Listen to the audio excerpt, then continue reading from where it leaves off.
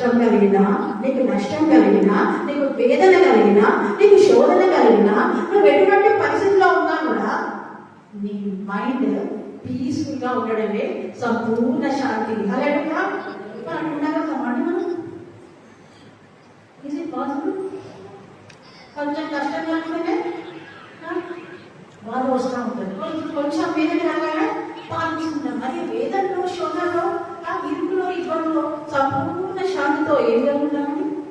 So దేవుని వాక్యం ఒక అర్థం ఏంటంటే, సంపూర్ణ శాంతి అంటే ఇరుకు లేకుండా, ఇబ్బంది లేకుండా కాదు, కానీ ఇరుకులున్నా, ఇబ్బందులున్నా, కష్టం ఉన్నా, నష్టం ఉన్నా, ఏ విధంగా ఉన్నా, ఎవరైతే ఆయన మనసు దేవుని మీద అనుకుంటారో వారు ఎన్ని ఇబ్బందులున్నా శాంతిగా జీవిస్తారు.